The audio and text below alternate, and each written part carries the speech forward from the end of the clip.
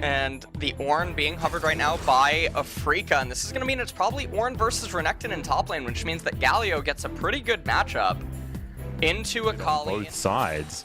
Feels like both teams happy to play for a mid to late game style win. He built a Balmy Cinder as his first item. So his itemization is going to be a little bit gimped. Hold on, we got a little bit of a trade. That's actually the engage coming up from Ellen. Heroic Entrance going to get the knock up onto Ben, and Ben, unfortunately, did not realize that there was... is up towards the top side, very close to having his ultimate back available. As Dread wants to come in for a steal. Light Binding is down. There is the steal away. Fly gets a great double knock up there in the back line as Effort is going to look like going down first, and it is Mystic that grabs that kill already. 2 here for Afreeca, and they stole away the Rift Herald. Faker going to have to flash to get himself out of the way. Brilliant flash forward from Ben to deny the Justice Punch escape. And now Faker's just going to try and hobble his way, but he's not going to get there. Death Chamber for you. Yeah, it's a little bit of a worry because I thought Bramblevest would be coming in. Does have a couple of refillable pot charges, as that's a good light binding. Combo is going to land as a Heroic Entrance. Not sure whether it was entirely necessary, but Ben is going to get knocked up right on the edge. Justice Punch going to miss as Keen is in here. Ben going to be taken down first, but Afreeca not going to go for any sort of re-engage. Dread just a little bit too low. And Fly forced back to his inner turret and is going to go back home. This is an absolute disaster on the top side, and a really good re-debut here for Canna in this particular game. Mystic going to get chunked. The cannon, it is going to get capped. Caitlyn will get the cannon. Yes. All right, everything's safe. Ashe will be able to get to have their Gargoyle in range as T1 currently holding aggro, but Afreeca do control the river right now as Shirley is going to knock down the outer turret on the bottom side of the map. You can see Afreeca not really perturbed. They want to guarantee this dragon, and there's the Ornn Horn. Good double knockup is going to land, and that's the rocket grab they were looking for. But Elim is immediately going to go golden. The avoidance there on the Heroic Entrance, though, is Faker not going to grab the highest value taunt, but there's the first kill coming through from Guriushi. Flash forward for the light binding, but it is going to miss.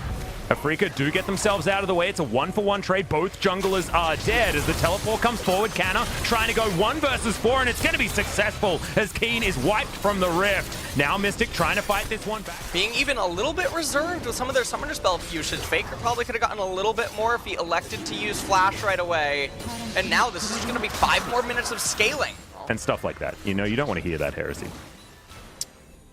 Buy my book indeed, as Mountain Drake is going to be up in 5 seconds.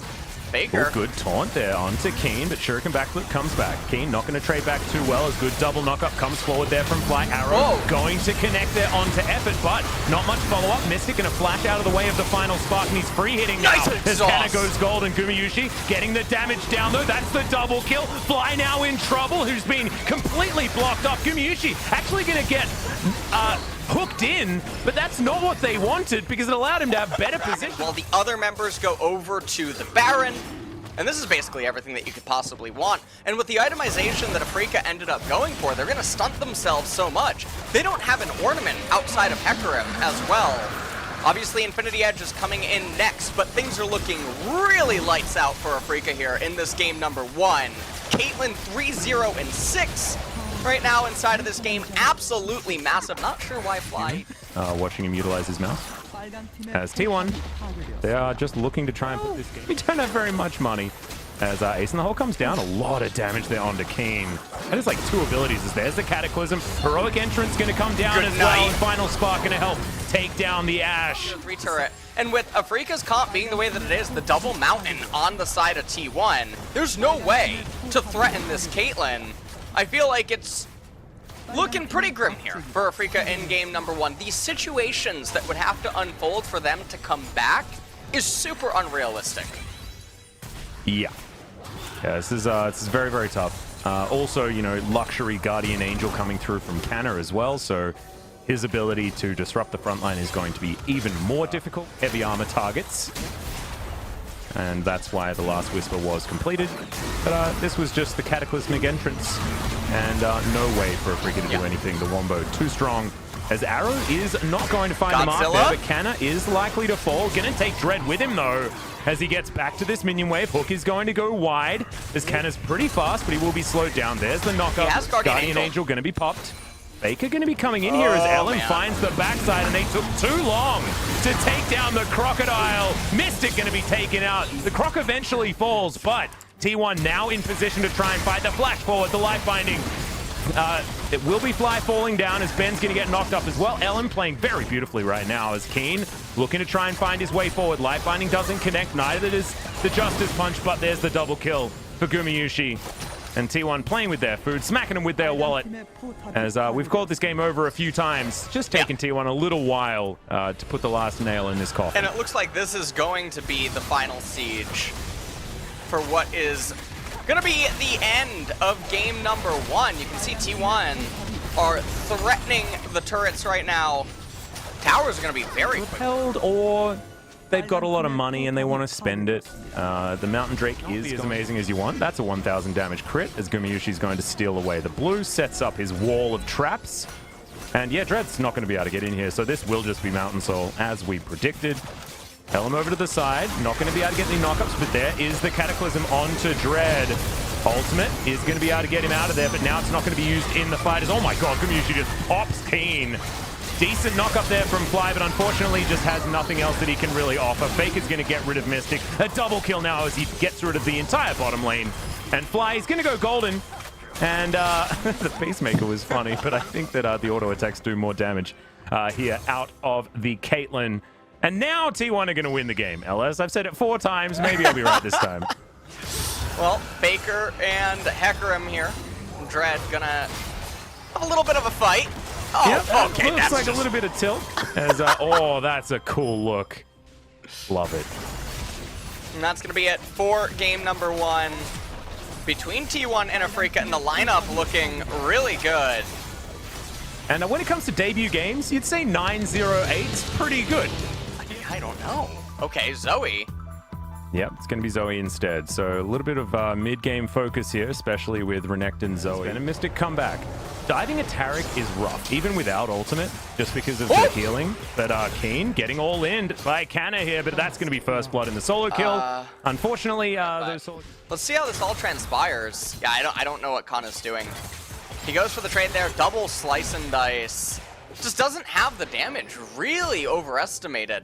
And take down the Rift Herald, but that is a lot of plate gold going over to Mystic. They want to try and get their Callista back into this game. I guess it's a priority problem as Dazzle's going to miss. Good dice out from Canna as Mystic. Not going to be tanking up that turret because it's Ben that just holds onto the aggro for as long as he can. But plates, plates, plates. And the Rift Herald not really meaning too much, right? Because the same amount of plates are going to be consumed here by T1 on the bottom side. And so as the dust settles, it's Keen that's getting wrecked here. And I agree with you. I think that being able to get down there and challenge for the Drake, as here's the Cosmic Radiance. Is Canna going to get back? That's a face breaker. The Crocodile looking to try and take down the Taric, but there's the Fate's Call. Good knock-up, and all the sticks going to get pulled out, and that is going to be a handbag there towards the top side. Whirling Death not doing anything there. I'm usually just throwing it out as a celebration. At the end of it all, I mean, T1 having offset the pressure, and now Renekton's going to be very happy. The top tier 1 turret goes down. He's thinking... it's very, very strong. So I appreciate it as well. Thank you very much, Beryl, for bringing that into our lives as Bubble's going to connect here. Onto Fly. Fake uses the last of his mana there as Whirling Death isn't going to pick up the kill. It's epic. I'd take the cleanse cooldown personally. As Mystic. Oh my god, the amount of burst damage. There's a flat forward and Faker just picks him off. Good night, Mr. Callista, as it's now exactly what's going on here, as they are going to trade Drake for Herald. And T1 have played the map better. They get control and say over everything that happens. Oh Drake, it's up in 4 minutes. Gonna get He might be dead. Yeah, Alan's going to come through, but unfortunately, I for one am very happy to see it. Yeah. I mean, right now, in this game, everyone on T1 is just so far ahead, with the exception being... Certainly does work out very, very well there also. And so I would also like the idea. Effort is just going to put up the shield, and this is the value of the Pantheon. You're just going to have to flash to get out. They end up getting there, the MS. Yep. As almost a 5,000 gold lead here for T1, and I feel like Afreeca, I mean, this is their funeral if they try to genuinely take a fight, although Effort gonna get popped. He's gonna get popped. Unfortunately, the E is it's very powerful, but not quite that powerful. as Afreeca waited out and do manage to grab the kill. They will also follow it up with a turret here, so a bit of a resurgence out of Afreeca. Get hindered you know for what? the next little while. It was all part of the plan, Atlas. What's going to happen here is Pantheon with his own... Effort over to the side. T1 now going to be peeling off the Baron. They're looking for a team fight. Now they're back to a 5v5. Good stun is going to land as the Superplex is going to get in there, and the double face breaker from Spirit. Cosmic Radiance, perfect timing as Spirit flashes forward with the Haymaker, and T1 are going to get wiped out. That's a great knock-up to land onto Effort. He should be free food here for Afreeca, as Mystic is going to be able to help take him out. Elam's also going to fall as Fly picks that one up, and Afreeca are back in it. He's been waiting for this for a while. Yeah, well, Spirit might be delivering it to him as he superplexes right on in. Gumyushi gets on over the top. It's a big shield from the Haymaker as the Culling's going to zone out the Draven for now. Faker grabs that kill as the Whirling Death isn't able to do so. Spot where he can just stand still and endlessly catch the axes. Oh, yeah, true. Well, Ben is going to find a dazzle onto Faker. Fly! There's the blast cone, and Fly is going to get blown up. Fate's call comes down. Mystic trying to fight this one out. That's a great stand aside as Ben is going to be the first one to go down. No! Actually, it's going to be Gumayushi. Double kill for Mystic. Flies. Sorry, Keen's going to grab one as well. And there we go. All of the emotes come out. A triple kill. Well, Gumayushi now down to 220 stacks on Draven. That definitely... So he can auto them a little bit more. Now the siege is coming in. The real question, though, is that Afreeca now is the one in a very commanding position. The items are very in their favor. Faker yet to have that death cap completed. I think Elam might be building Locket. Ooh, culling.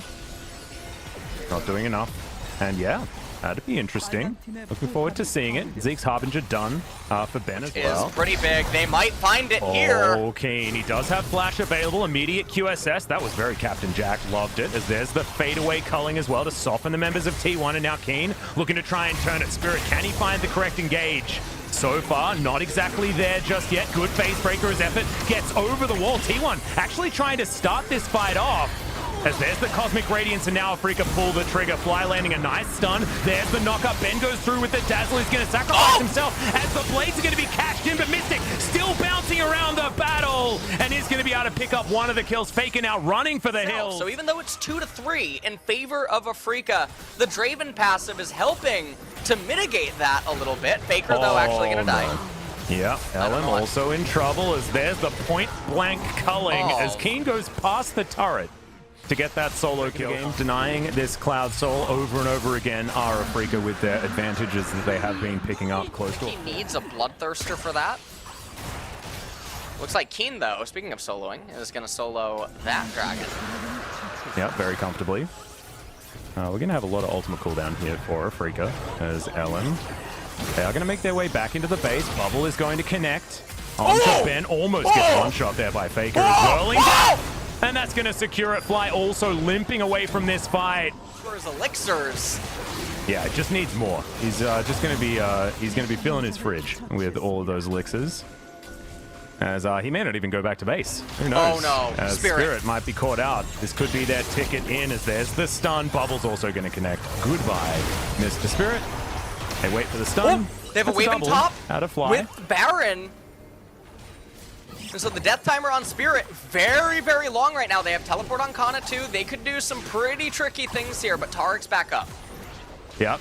That bottom wave for Afreeca is right on the front door in the last 10 minutes or so. So nicely done. But this game is definitely going the distance. 42 minutes. With two comps that we thought were going to be all about the mid game, right? We didn't think that this was going to be extended this long.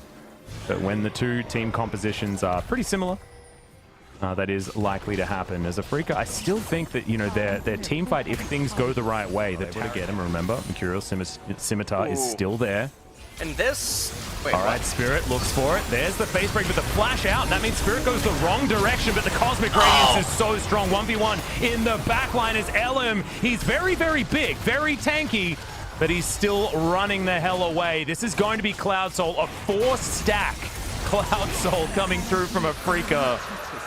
And ever since that third Drake is all keen, he is going to be able to find Elam here. He gets a decent stun But I think that Kane's going to be able to grab this one as Spirit comes over to help out. And that is just the solo kill. Spirit not picked up on the Locket of the Iron Solari yet. Yeah. Really, really, really big whiff by both. Or a Callista. As Spirit in flanking position, he flashes on over, looks to try and grab someone back. Facebreaker comes in, and there's the superplex onto Canna. He's very, very healthy, and actually does have the stone plate completed, but there's the power of the Cosmic Radiance flashing forward, and picks off the Draven. This should be the team fight for Afreeca, as now Effort tries to run away, but he doesn't have enough shields back. And here is the recall from Canna to get himself back in, but I think Afreeca may have just broken it open. And I think we have a tied series now as Canna even going to get stopped there as Fly picks that one up.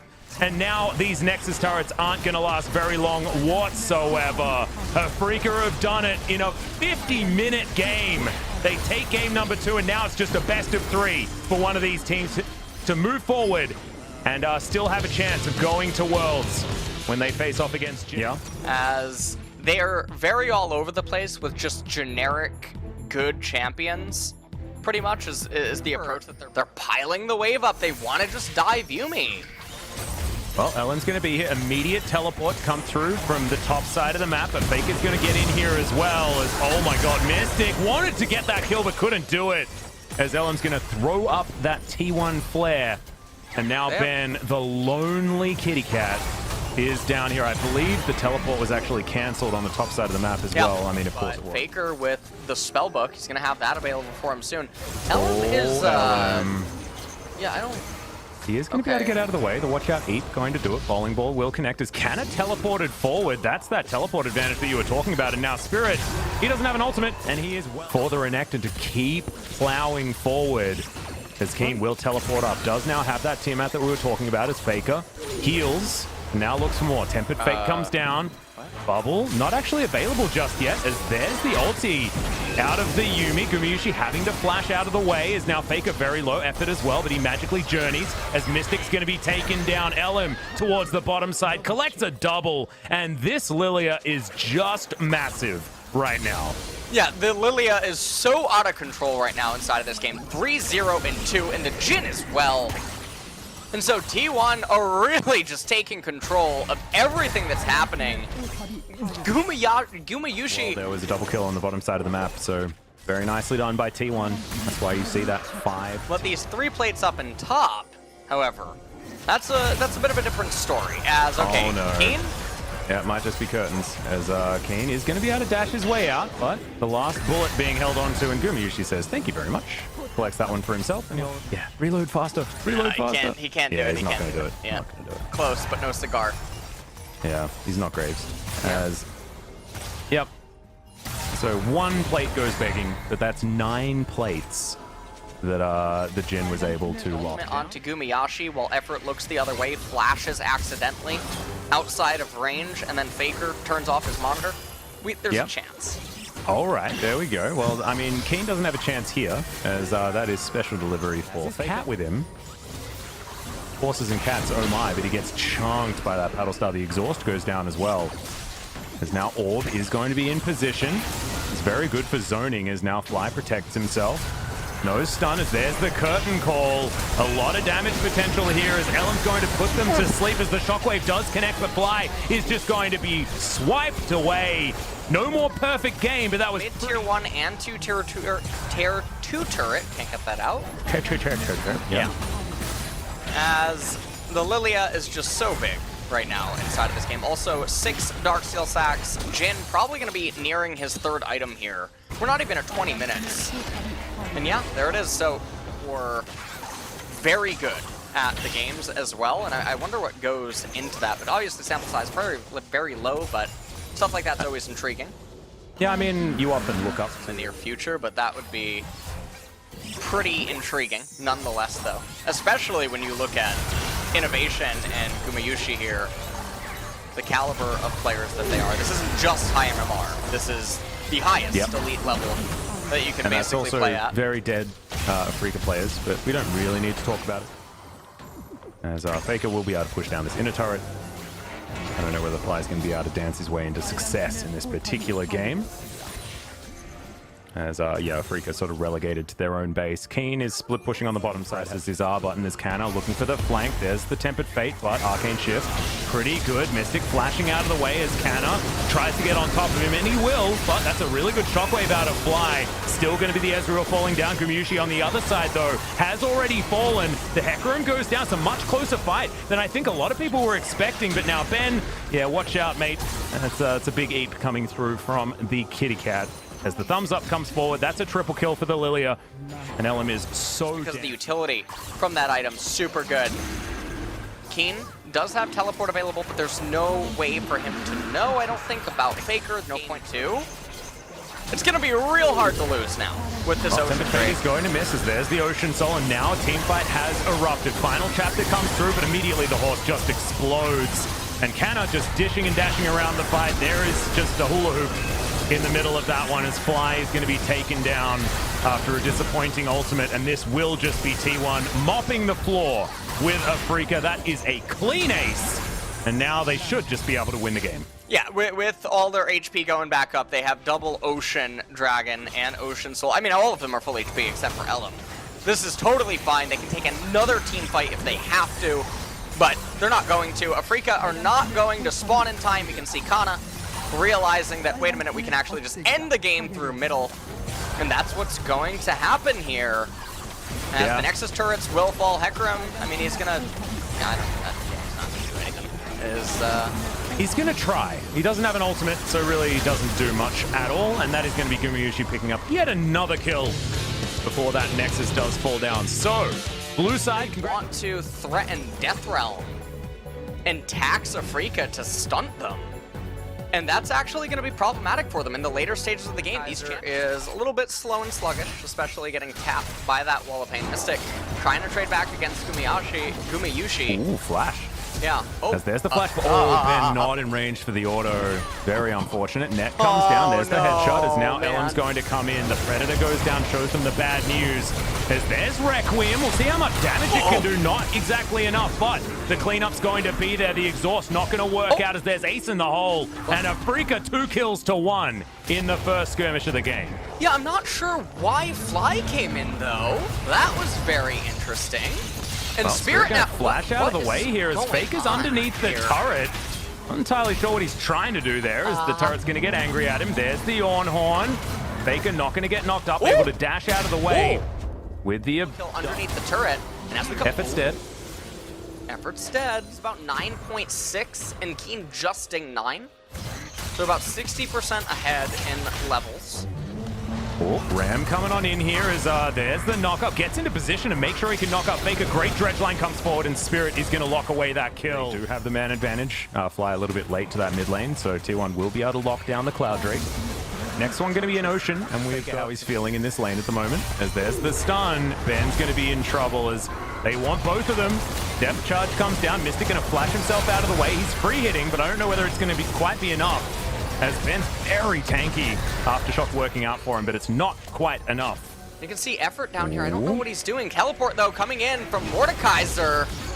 No, it's actually from Faker, as the Mordekaiser is going to be coming in a little bit later. Effort flashing forward, gets a decent stun as they definitely want to take out this car because he's going to flash. The exhaust was on top of him, and the Death's Grasp is going to be enough to grab that one. Effort's going to be taken down, though, as a 1-for-1 trade ensues, and the Death Defy that one word. Never mind, they're going to Magical Journey. They're going to try to do it anyway. Here it comes. Oh, Mystic. He's going to get caught out. Another Requiem will come in on top of T1 here. A lot of damage, but the Caitlyn's already dead.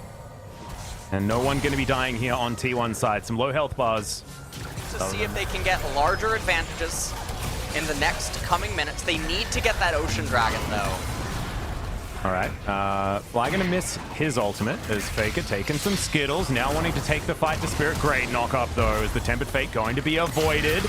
As the ace in the hole that came through as well, did a fair bit of damage there to Faker, who's gonna turn it around. The Carthus is already dead, but he still has some Skittles in him. Can Faker dodge it? He's standing in the Defile. It's not exactly what you want, but he is gone. Fly. They came so close to taking him down, but the fancy footwork. Oh man. These dragons.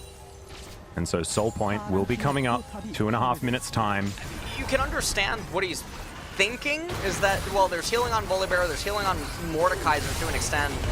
healing on Silas. That's a two-man Tempered Fate. Here's the curtain call as in goes Elm, shuts down the tower. Effort going to get out of there as well, so he's not going to be falling this time around as Fly trying to fight this one out, but he gets grasped back. And now Keen looking for his opportunity, but can't find it. Mystic being dead is just awful as okay, Requiem's going to come in. The Karthus value is going to be massive, as that's what Death Defy does for you. Finally, the Requiem does get channeled as Ben is limping away from this fight. Fly is going to take down this outer turret on the top side. So like you were talking about, very free Mountain Drake, and Afreeca not even interested in trying to fight for it, as Mystic has to stand behind his inner turret here in the mid lane. T1 need to keep snowballing this, but so far it is looking good. Tempered Fate is going to connect onto Spirit as traps go down to try and defend. Effort down to about half. As flank with that Cyclone that he only has a few more seconds on. But they're protecting both mid lane and bottom lane. And Flying Keen both here, but Canna should still be able to take the tower. Yeah. And he's trying to deny as much as he can as well. This is not great, as that Siege Minion also going to naturally have the composition to take down T1. Predator has been popped. Ellen looking for his way in as he's running real fast. There's the Ornhorn called by Faker. A second to return from Fly, but Afreeca's members are so incredibly low. And there goes the Wukong. Tempered Fate is going to land on Mystic and onto Canna. And the Karthus is going to fall. We'll see whether the Requiem is actually going to do enough damage. This is a triple kill, a quadra kill for Canna on this Mordekaiser. And T1 should be able to run it down the mid lane. This game has been blown wide open and may just be over. I think it is over, Atlas, and this is what we were just mentioning not even 20 seconds ago, would be that this fight is disastrous for them to try to take at this point in time. For some unholy reason, they're grouped in the mid lane, posturing around, waiting for T1 to just steal the Ornhorn like Faker ended up doing and cause this fight to unfold. T1 is going to move on now tomorrow to face Gen G for the last seed. And they could run yet. I think Gumushi versus Rule is really exciting, but let's have a chat to Gumushi himself alongside Faker. And here's G-Sun. How do you feel, guys, for taking down Afreeca Freecs in the first and the second round of the regional qualifier? Unless you win the final game, it doesn't mean anything. So I think it's only the step for heading to the next round. Gumayushi, congratulations on your victory on your debut day. How do you feel? I'm worried about tomorrow. Is that it? Okay. Still thinking of what to do next, Gumayushi. And you were the issue of the town. And it seemed like you had a lot of confidence of your performance as well. So how do you perform rate your own performance? In game 1 or 3 and 4, I think I played well defensively, but in game 2, I wish I could have performed even more aggressively, but I could not really pull it off. So yeah, a little bit disappointing in that point. And you were actually the #1 trending in Korean websites. I didn't know, but I kind of thought so. And Draven pick in your debut series, it was also very impressive. Weren't you feeling pressure? Today was a very important day for T1. I was confident in Draven, but yeah, I really wanted to win on that champion, but it's a bit of a bummer that we lost. I guess everything was based on the screams, but yeah, you guys were moving for the very decisive regional qualifier series, and T1 fielded a whole new roster. I'm used to playing with new roster. I'm used to this situation, so I didn't feel any special pressure. And the new players coming into our lineup. Well, because we were playing at our team house, we were able to kind of cope with the situation quite well. Gallia, Zoe, Silas was one of the picks that you played today, and we had a lot of target bans going toward you. But I guess you have overcome those kind of target bans and tactics as well. I'm always confident in any peaks, in any given situation. So not only for today, I think I'll be still be confident in our upcoming series, and I think nothing really much changed inside of me. I think we had a decent comp, and also our teamwork was on a good level. So we were able to grab the good result in the end. And you almost got picked up by Karthus, but you somehow sidestepped everything and survived. So how did Gumayushi watch that moment? Me? Yeah, I was like watching him, and I was like, I want to copy his movements and dodging skills. So you were sure that he's gonna leave, right? I mean, yeah, 100% he could have just lived. Well, without just doing the side steps, but he still maneuvered those high-level skills and survived. So yeah, I was like, yeah, that's Faker.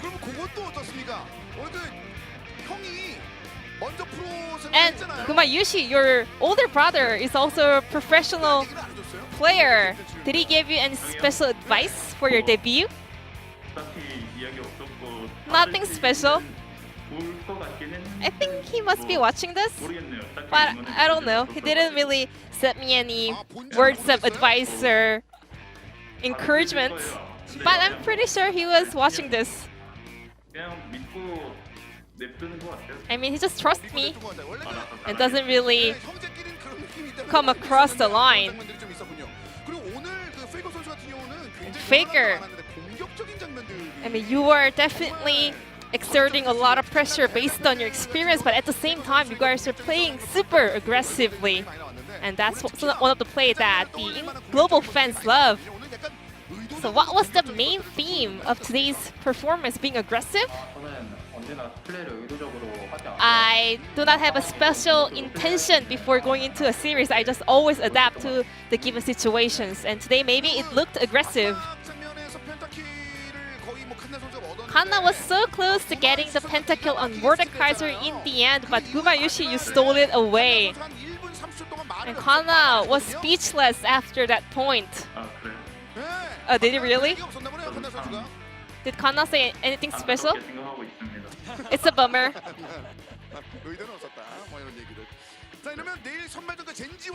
So you guys are heading straight to the final round of the regional qualifier up against Genji.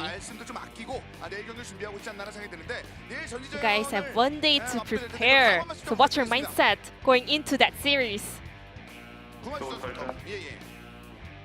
Should I start? Ruler Life. I'm afraid of them. I hope they go easy on me. Gumayushi, you've got some characteristics and personalities. What about you, Faker?